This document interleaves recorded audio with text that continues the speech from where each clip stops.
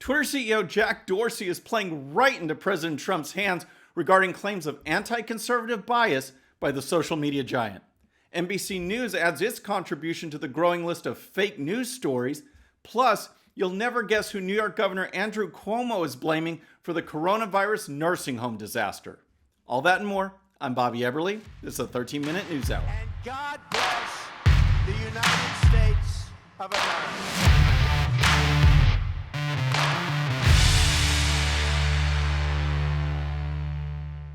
All right, friends, welcome to the show. Happy Friday. I hope you've had a great week.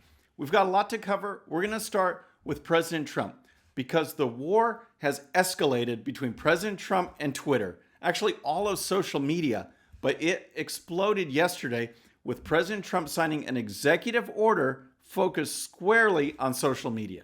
Now, for some background on how this all came together, we go back to President Trump's tweets this week on mail-in voting, where the blue states are pushing massive mail-in voting. We all know that it is a recipe for increased voter fraud. President Trump tweeted about it. There is no way, zero, that mail-in ballots will be anything less than substantially fraudulent. Mailboxes will be robbed, ballots will be forged, and even illegally printed out and fraudulently signed. The governor of California is sending ballots to millions of people. Anyone living in the state, no matter who they are or how they got there, will get one. That will be followed up with professionals telling all these people, many of whom who have never even thought of voting before, how and for whom to vote. This will be a rigged election. No way. All right. So did you see in those tweets, though, did you see the flag that was on there? I'll put this back up on the screen. You can see it right there. A note that reads, "Get the facts about mail-in ballots." So when you click on that, you are taken to a page that deems President Trump's tweets as misleading, and as a fact check, it relies on CNN and the Washington Post. Those are the fact checkers that Twitter is using to make these claims against President Trump and to justify flagging his tweets. So that's bad enough. Well, then we learn that the head of Twitter's site integrity, the one in charge of the team that flags this, is rabidly anti-Trump and anti-conservative. He has tweeted out that Trump administration officials are actual Nazis. He praised a massive anti-Trump rally in San Francisco, tweet after tweet after tweet, showing that bias. He's the one in charge of fact-checking. So then, Twitter's CEO Jack Dorsey, he decides to get into the mix. He can't stay out of this. He needs to jump in, and here's what he tweeted. Fact check. There is someone ultimately accountable for our actions as a company, and that's me. Please leave our employees out of this. We'll continue to point out incorrect or disputed information about elections globally, and we will admit to and own any mistakes we make. First of all, what a ridiculous statement. This guy, Yoel Roth, the one in charge of site integrity, he's the one in charge of the team. His team decides what gets flagged, not Jack Dorsey sitting there monitoring this particular thing. But Jack Dorsey's saying, don't criticize our guys. Don't criticize them. So they can criticize the President of the United States. They can monitor free speech. They can flag tweets in an inconsistent and biased way, but we can't criticize the Twitter free speech police? Give me a break. And here's more from Dorsey. This does not make us an arbiter of truth. Our intention is to connect the dots of conflicting statements and show the information in dispute so people can judge for themselves. More transparency for us is critical so folks can clearly see the why behind our actions. So now a public forum, which was designed for people just to share ideas, just to share thoughts, opinions. Maybe it's true, maybe it's not. That's not the point. Now they are deciding what's permissible, what's not, what is factual, and what they think they need to clarify. That's not the role of a public forum. It's just absolutely outrageous. So President Trump jumped in. He announced an executive order. We're going to get to some of the details, but even before he announced it yesterday, Dorsey was taking heat. He was taking heat for those statements, for flagging the tweets in particular, and just almost playing into a trap laid out by President Trump because he justified everything we've always thought about anyway. So Ari Fleischer had some great comments on it, and here's what he said. Twitter is a private company. They can be as dumb as they want to be, and they prove to everybody how dumb they can be. This was so incredibly stupid of Twitter to do this to whether it was President Trump's tweet or anybody else's tweet. So I love that. Twitter has a right to be as dumb as they want to be. Then Fleischer addressed this whole comment about Dorsey saying it's Twitter's job to connect the dots. Here's what he said. Good luck, Jack. Everything out there is a dot. Everything is somebody's opinion about something. Are you now going to regulate all that? Are you going to try to be the arbiter of it? This is the most foolish thing Twitter could possibly do. I'm not a fan of government interference in this because I believe in the private sector has the right to be stupid. But boy, did Jack Dorsey step in it. So then Fox News' Harris Faulkner, she followed up with Ari Fleischer, wanting to know how exactly did Jack Dorsey and Twitter step in it? And here's his reply. Go on Twitter any day, every way, and you will see so much garbage on there. Twitter just lets that go, but they go after President Trump. So they're actually handing Trump and his deplorables the weapon that they do want to use to show how biased, how liberal these organizations are, and that has always rebounded in President Trump's favor. He's outplaying Twitter, and that's what makes it even funnier. I just love that. Trump is outplaying Twitter. I mean, Twitter wants to show their bias, flat out show their bias, but then say they're impartial. I mean, the WHO, they're not getting fact-checked. China, with its propaganda, isn't getting fact-checked. Left-wingers all over the place aren't getting fact-checked, yet President Trump is the one that they flag. It's so blatant, so outrageous, and it goes into what we've known all the time. So, President Trump issued his executive order, and really what it's focused on is this 530C section of the Communications Decency Act. And what this section does, just for some background so you can tell your friends, when the internet, the World Wide Web, was first just booming, there were a bunch of sites on there, information people were posting on forums, saying whatever they wanted to, and some internet service providers and website owners decided to clean that up a little bit. Well, some court cases came out and actually found against those companies, saying, oh, you've moved from an aggregator, just putting information together for people, to a publisher.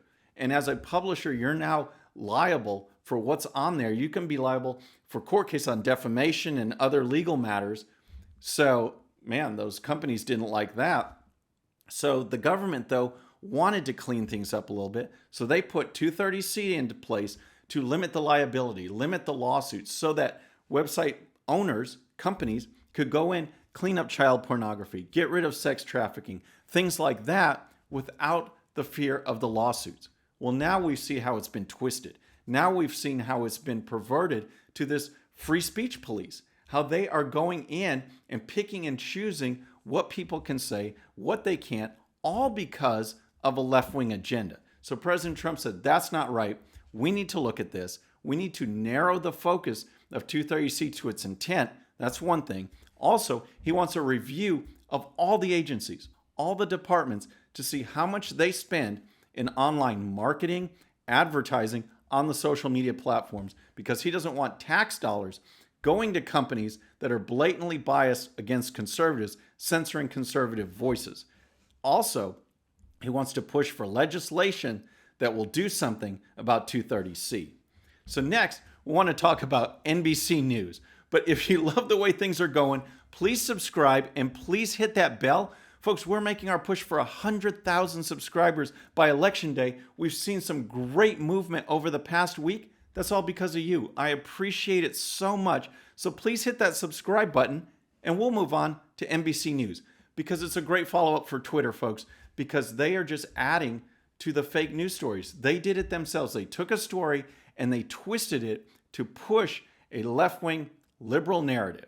And in this case, it has to do with Chuck Schumer and his tizzy that he's in about conservative judges being appointed in these vacancies. Here's the story. In an article published on Wednesday evening, Senate Minority Leader Chuck Schumer released a report condemning the conservative influence over the judicial confirmations, including conservative lawyer and activist Leonard Leo, who oversaw President Trump's Supreme Court appointees, Justice Neil Gorsuch and Justice Brett Kavanaugh. Our report exposes a twisted web of dark money and special interest groups who behind the scenes are investing millions and millions to plant ideological activist judges, completely remake the courts, and ultimately rewrite the Constitution, Schumer wrote. So basically, ultra-liberal Chuck Schumer puts a report together because he doesn't like that conservatives are being put into these judicial vacancies. That because we have a Republican president and Republican Senate, we are getting conservative judges. It would be okay if it were the other way around. He doesn't like it. He put this report together, and NBC News jumped all over it. But here was their headline. Here's what they wrote. Senate Democrats take on GOP court packing in blistering new report. All right, so first of all, I hate that word blistering. I hate when they use hyperbole in headlines. Let people decide for themselves. Is this an exciting story? Is it a boring story? But the blistering report instantly puts a judgment on the report that should be left up to the readers. But the real thing, that's just an aside. The real thing is the court packing, because that is where NBC is twisting and promoting fake news, because that is not court packing. What President Trump and the GOP are doing are simply filling vacancies, filling openings like you're supposed to, so we can actually have judges there instead of no one. And here's more on the report. Court packing was a topic of conversation during the Democratic primary, where many candidates favored having the presidential power to expand the number of judges on the bench, particularly on the Supreme Court, in order to outweigh the incoming conservative-leaning confirmations with liberal judges. Critics slammed NBC News for conflating the term with vacancy fillings. So that's it. They took one thing, tried to imply that it was something else. Now, author James Hassan, he tweeted this in response. The NBC article just blithely asserts that GOP is packing the courts. No. They're filling vacancies under the current structure of the judiciary. Dems are trying to obscure the definition of court packing so their proposals seem less radical. Some in media happy to help. It's just amazing, folks. This is a clear example. It follows on what conservatives say. We see the bias on social media. We see what the news media are doing. It's just absolutely outrageous. And here's a blatant one, trying to say, turn something as far as normal as filling vacancies into the evil court packing that the Democrats themselves were advocating doing. It's just outrageous. So next, we're going to talk about Governor Andrew Cuomo. But first, folks, please go out and check out WorldFare, because if you've got a digital photo, a photo of your house, they can turn it into a handmade work of art. Whether it is a photograph of your current home, maybe a childhood residence, maybe an iconic building from your alma mater, just send it to them and they'll turn it into a handcrafted keepsake for you or as a gift. It's graduation time. This would make a perfect gift. Just go to the link in the description, use coupon code Bobby13 for 10% off. All right, next I want to talk about Andrew Cuomo, because this guy was the darling of the left. He was the one that could possibly replace Joe Biden. He was the one that they were looking at. No one likes Joe Biden. They were looking at him, yet the more and more he's looked at, the more you find out how bad he is, how wrong he is, and how his policies have actually hurt the state. This was a guy that said they needed 40,000 ventilators, was blaming President Trump because they didn't have ventilators. They didn't need a fraction of that. They had a surplus. He talked about how hospitals were being overwhelmed. Well, guess what? Part of the reason was because of his own policies led to the shutdown of many hospitals, fewer rooms, fewer beds. That's all on Cuomo. But then the big one was this controversy with sending patients positive for coronavirus, COVID-19, back into nursing homes. Guess who Andrew Cuomo is blaming for that? Democrat Governor Andrew Cuomo passed the buck on the nursing home tragedy, saying nursing homes should have ignored his order and refused to take the elderly patients infected with the coronavirus. The obligation is on the nursing home to say, I can't take a COVID positive person. I'm too crowded. I'm too busy. I don't have enough PPE. Whatever the answer is, it doesn't even matter. If they say I can't take the person, they can't take the person. So that's how it works. That's how it works. For nearly 2 months, Cuomo had an executive order saying nursing homes have to take these patients. And here's more. But it was Cuomo's order that forced state nursing homes to take in 4,500 patients with COVID-19, the Associated Press reported. Cuomo issued the order to nursing homes and other assisted living centers on March 25th, according to the AP. He did not reverse that policy until May 11th. The governor has also blamed President Donald Trump for the nursing home catastrophe, suggesting he was following federal government guidelines on where to send nursing home residents infected with the virus. Wow. All right, one more thing on this whole thing. This executive order has now disappeared from the state's Department of Health website. It's just gone. You can't find it. When asked about it by Fox News, the website folks said, the government folks said, oh, it was just in the part of routine website updating. That's why it's gone. Give me a break. So folks, that leads us right into, we've got Democrats, we've got the media, so we're forced to ask them, do you have a relaxed brain? I got what you call, like, I don't know, a relaxed brain. All right, we're going to start with Alexandria Ocasio-Cortez, because just as Jack Dorsey and Twitter are getting into the free speech police movement, Facebook's Mark Zuckerberg says that Facebook shouldn't be an arbiter of what people put online, what truth is online. They shouldn't be in that role. Well, AOC is blasting him. She knows the real reason why Zuckerberg doesn't want to get into free speech monitoring. And here's her theory. Zuckerberg is not worried about being bullied by Trump, the New York Democrat told nearly 7 million Twitter followers. He's worried that Facebook's PR operation is falling apart as it's exposed that their platform relies on white supremacists and disinformation peddlers to be successful. Ms. Ocasio-Cortez claim hinges on the idea that Facebook's nearly 3 billion monthly active users around the world are influenced by white supremacists. So yeah, they have 3 billion monthly active users, yet Zuckerberg doesn't want to get involved, doesn't want to hurt his revenue, his company, because he's beholden to white supremacists, that they control what 3 billion people are doing. It's not the fact that 3 billion people are there generating revenue for this guy. Nope, it's white supremacists. That's who he's beholden to. That's what AOC says.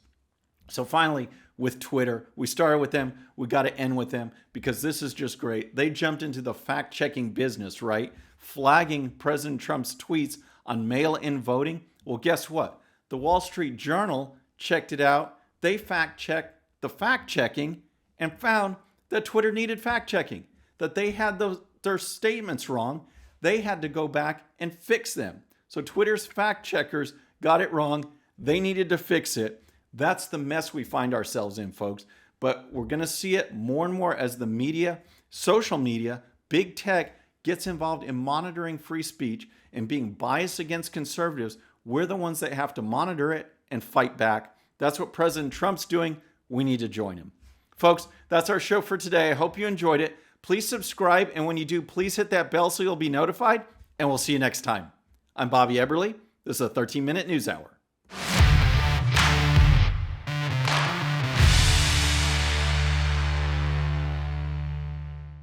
Okay, friends, thanks so much for watching. And before you go, please hit that subscribe button, hit that bell so you'll be notified. And here's a special video just for you so you can watch even more of the 13-minute news hour. And don't forget to check out GOPUSA.com for the best in conservative news and commentary. We'll see you next time.